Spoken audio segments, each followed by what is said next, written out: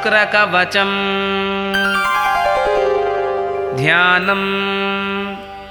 शुक्रं चतुर्भुजं देवं साक्षमालाकमण्डलुं दण्डहस्तं च वरदं द्युतिजालशुशोभितं शुक्लाम्बरधरं पूज्यं शुक्लमाल्यानुलेपनं वज्राभरणसंयुक्तं किरीटमकुटोज्ज्वलं श्वेतवाहरथारूढं मेरुं यान्तं प्रदक्षिणं पञ्चाश्रमण्डलगतं पद्मस्थं चिन्तयाम्यहम्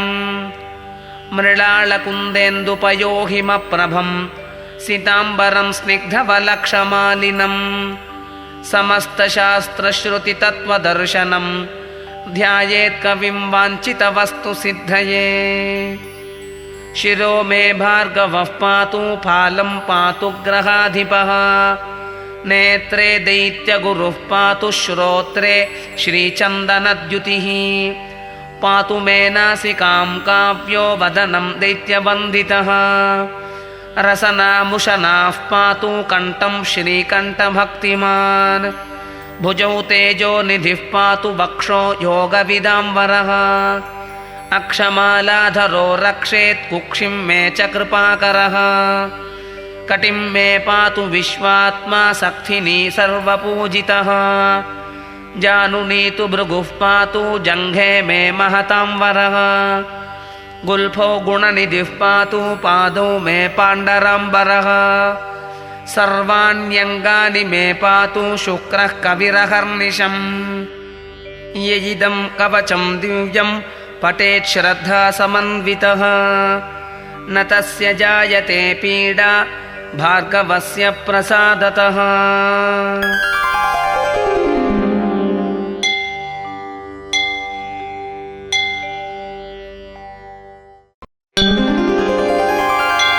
शुक्रग्रहवन्दनम् ध्यानम् शुक्रशुभकर श्रीमान् वर्षकृद्वर्षविघ्नकृत् ज्ञानोदयश्च तेजस्वी योगी योगविदाम्बरः ॐ भूर्भुवः सुवः शुक्रग्रह इग आगच्छ आगच्छ शुक्रग्रहं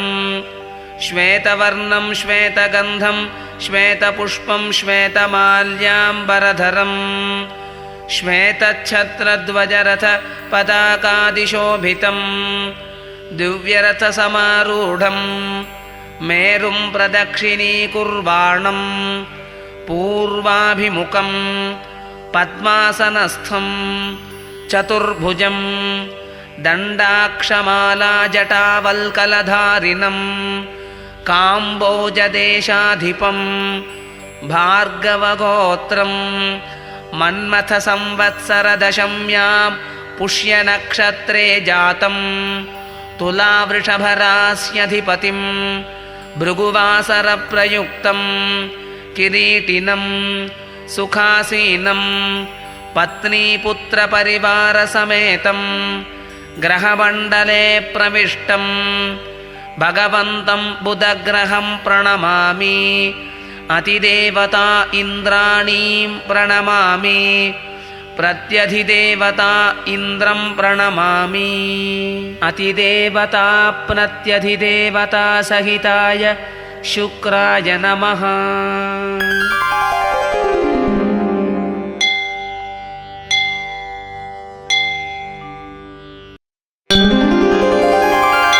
श्री शुक्रस्तोत्रम्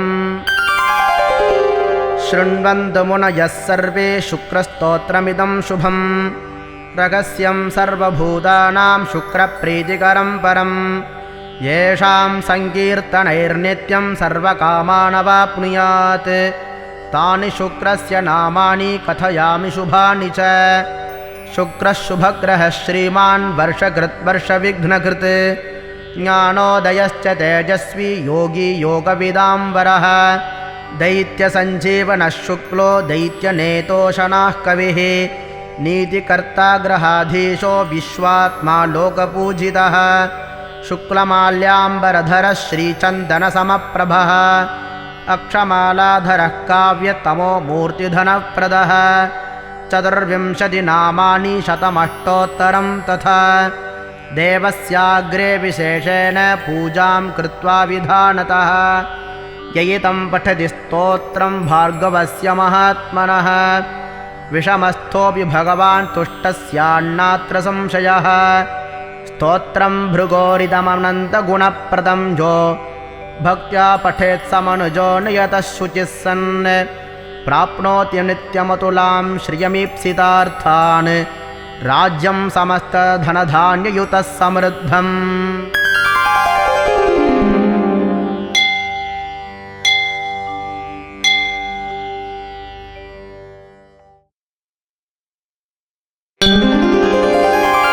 शुक्रस्तोत्रम् शुक्रकाव्यः शुक्ररेता शुक्लाम्बरधरः सुधीः हिमभः कुन्दधवलः शुभांशुः शुक्लभूषणः नीतिज्ञो नीतिकृन्नीतिर्मार्गगामी ग्रहाधिपः उशना वेदवेदाङ्गपारगः कविरात्मवित् भार्गवः करुणासिन्धुर्ज्ञानगम्यः सुतप्रदः शुक्रस्येतानि नामानि शुक्रं स्मृत्वा यः पठेत् आयुर्धनं सुखं पुत्रं लक्ष्मीं वसतिमुत्तमां विद्यां चैव स्वयं तस्मै शुक्रतुष्टो ददादिः इति श्रीस्कान्दपुराणे शुक्रस्तोत्रं सम्पूर्णम्।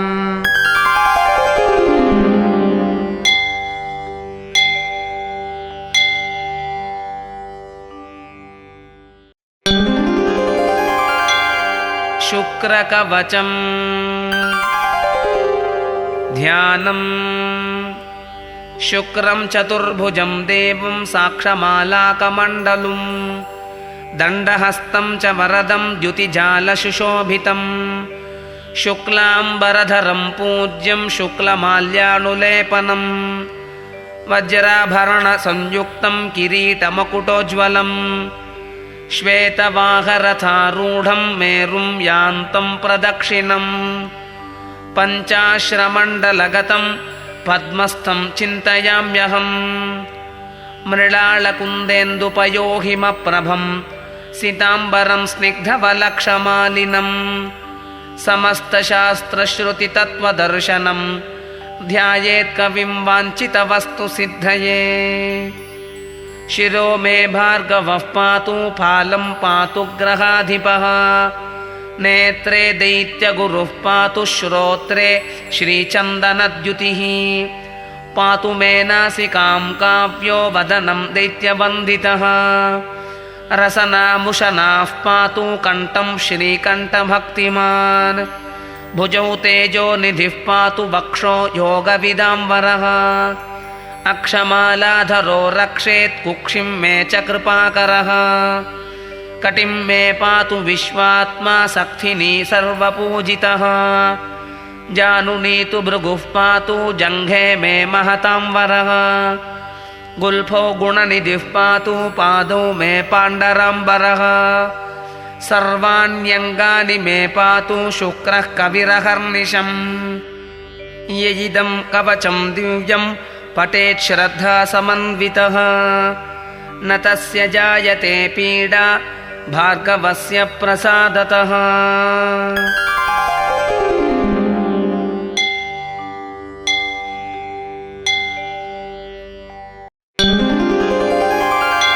शुक्रग्रहवन्दनं ध्यानम् शुक्रशुभकर श्रीमान् वर्षकृद्वर्षविघ्नकृत् ज्ञानोदयश्च तेजस्वी योगी योगविदाम्बरः ॐ भूर्भुवः स्वः शुक्रग्रह इग आगच्छ आगच्छ शुक्रग्रहं श्वेतवर्णं श्वेतगन्धं श्वेतपुष्पं श्वेतमाल्याम्बरधरं श्वेतच्छत्रध्वजरथ पताकादिशोभितं दिव्यरथसमारूढं मेरुं प्रदक्षिणीकुर्वाणं पूर्वाभिमुखं पद्मासनस्थं चतुर्भुजं दण्डाक्षमालाजटावल्कलधारिणं काम्बोजदेशाधिपं भार्गवगोत्रं मन्मथसंवत्सरदशम्यां पुष्यनक्षत्रे जातं तुलावृषभरास्यधिपतिं भृगुवासरप्रयुक्तं किरीटिनं सुखासीनं पत्नीपुत्रपरिवारसमेतं ग्रहमण्डले प्रविष्टं भगवन्तं बुधग्रहं प्रणमामि अतिदेवता इन्द्राणीं प्रणमामि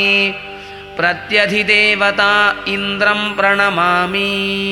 अतिदेवता प्रत्यधिदेवता सहिताय शुक्राय नमः।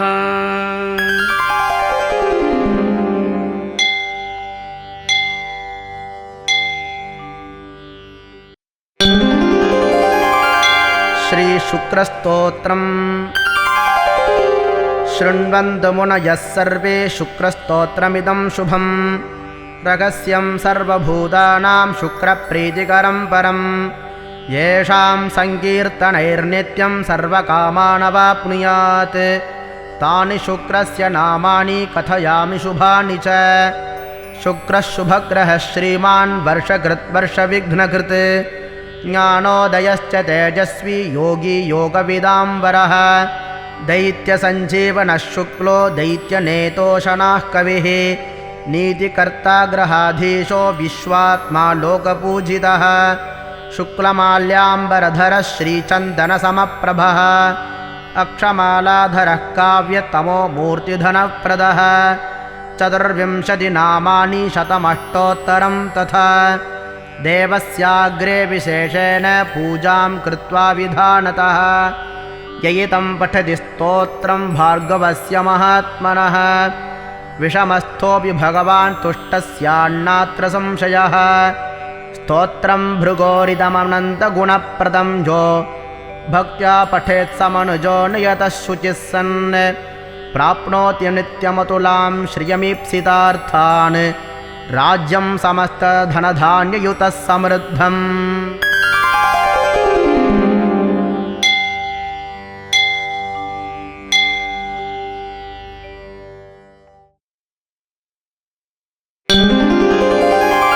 शुक्रस्तोत्रम् शुक्रकाव्यः शुक्ररेता शुक्लाम्बरधरः सुधीः हिमभः कुन्दधवलः शुभांशुः शुक्लभूषणः नीतिज्ञो नीतिकृन्नेतिर्मार्गगामी ग्रहाधिपः उशना वेदवेदाङ्गपारगः कविरात्मवित् भार्गवः करुणासिन्धुर्ज्ञानगम्यः सुतप्रदः शुक्रस्येतानि नामानि शुक्रं स्मृत्वा तु यः पठेत् आयुर्धनं सुखं पुत्रं लक्ष्मीं वसतिमुत्तमां विद्यां चैव स्वयं तस्मै शुक्रतुष्टो ददादिः इति श्रीस्कान्दपुराणे शुक्रस्तोत्रं सम्पूर्णम्।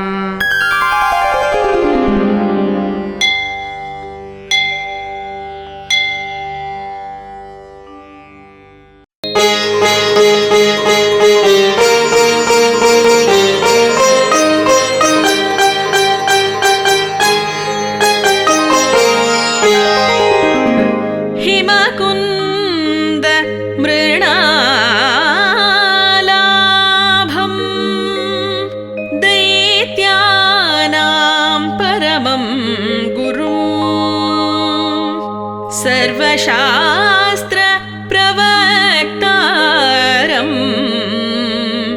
भार्गवं प्रणमाम्यहम् भार्गवं प्रणमाम्यहम्।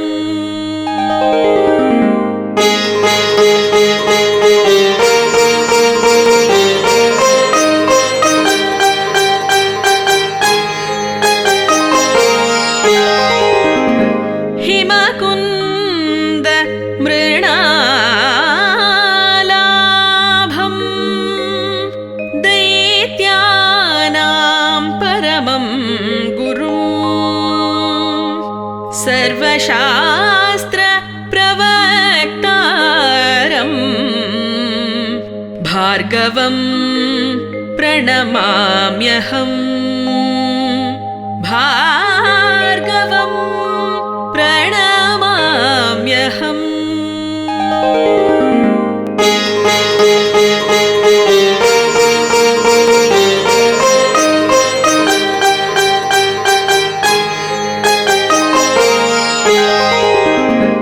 हिमकुन्द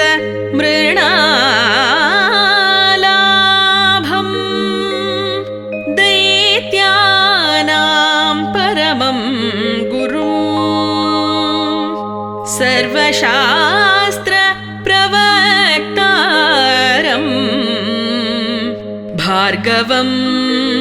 प्रणमाम्यहम् भार्गवं प्रणमाम्यहम्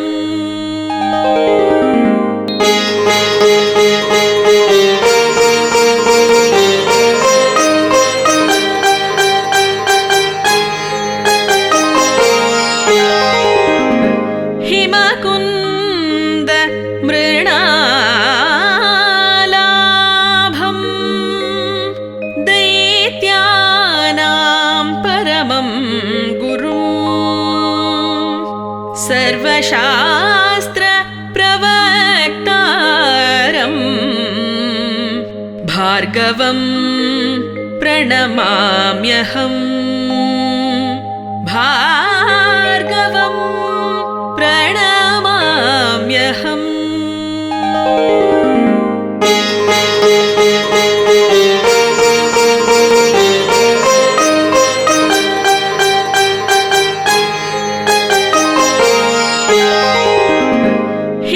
हिमकुन्द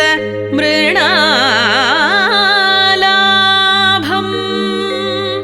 दैत्यानां परमं गुरुं सर्वशास्त्रप्रवक्तारं भार्गवं प्रणमाम्यहम् भार्गवं प्रणमाम्यहम्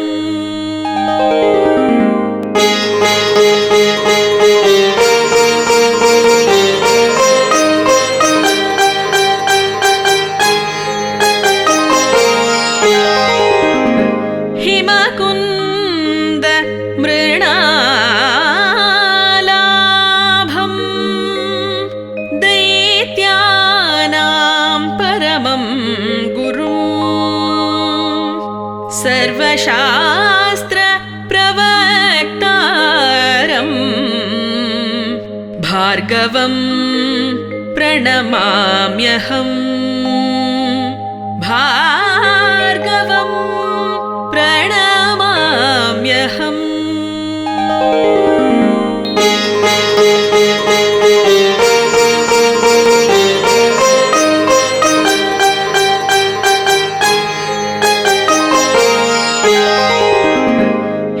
हिमकुन्द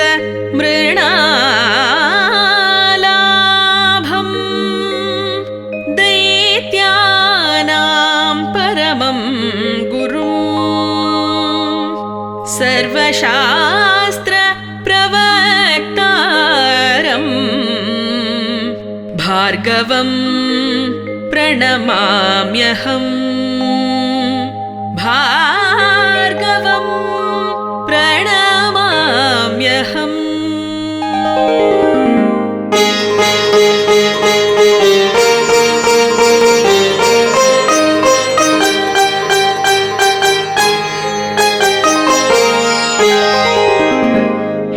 हिमकुन्द मृणालाभं दैत्यानां परमं गुरुं सर्वशास्त्रप्रवक्तारं भार्गवं प्रणमाम्यहम् भार्गवं प्रणमाम्यहम्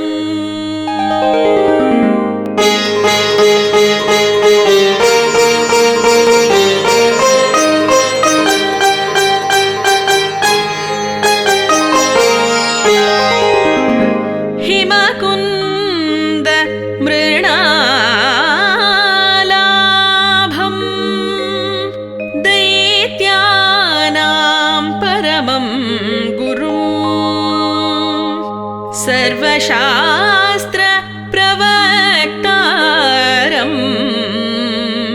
भार्गवं प्रणमाम्यहम्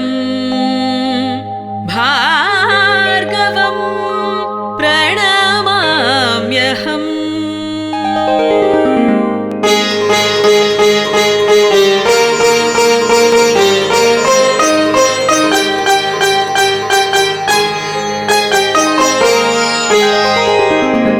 हिमकुन्द मृणालाभं दैत्यानां परमं गुरुं सर्वशास्त्रप्रवक्तारं भार्गवं प्रणमाम्यहम् भार्गवं प्रणमाम्यहम्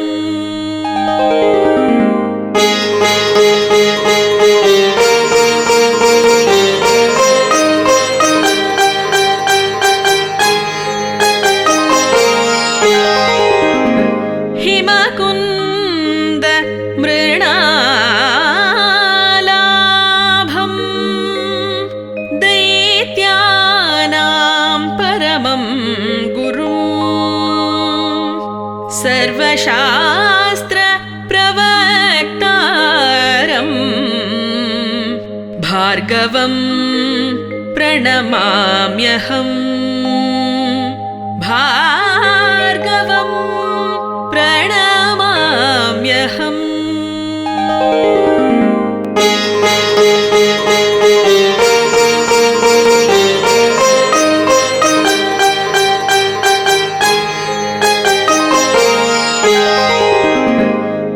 हिमकुन्द मृणालाभं दैत्यानां परमं गुरुं सर्वशास्त्रप्रवक्तारं भार्गवं प्रणमाम्यहम् भार्गवं प्रणमाम्यहम्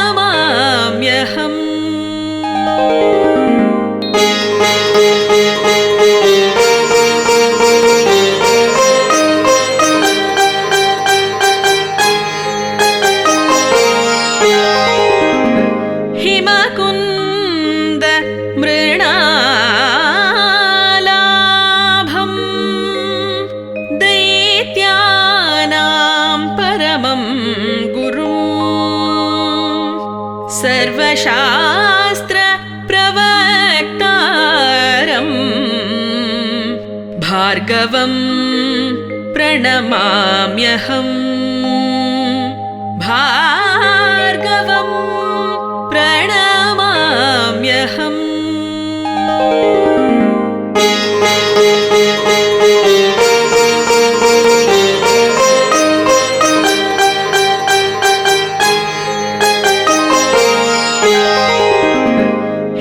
हिमकुन्द मृणालाभं दैत्यानां परमं गुरुं सर्वशास्त्रप्रवक्तारं भार्गवं प्रणमाम्यहम् भार्गवं प्रणमाम्यहम्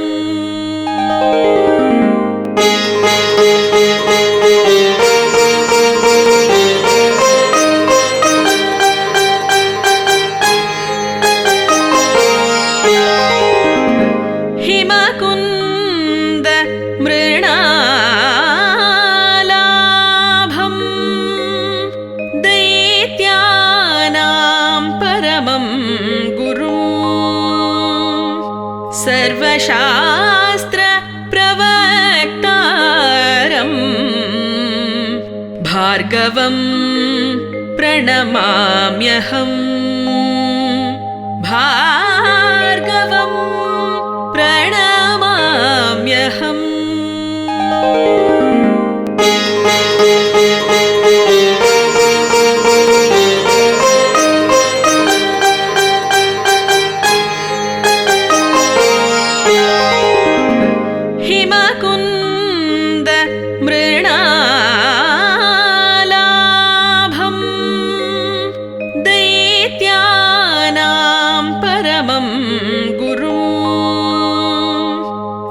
सर्वशास्त्रप्रवक्तारम्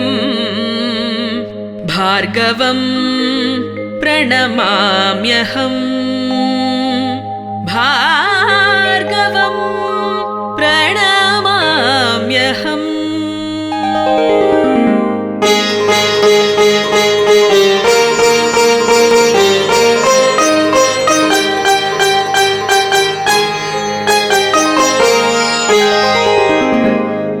हिमकुन्द मृणालाभम् दैत्यानां परमं गुरुम्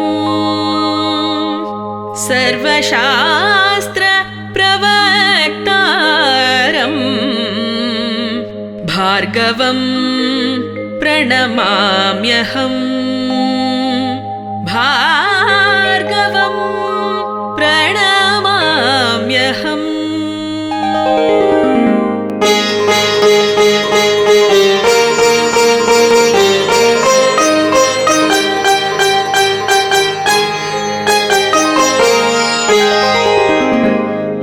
हिमकुन्द मृणालाभम् दैत्यानां परमं गुरुम् सर्वशास्त्रप्रवक्तारम् भार्गवं प्रणमाम्यहम्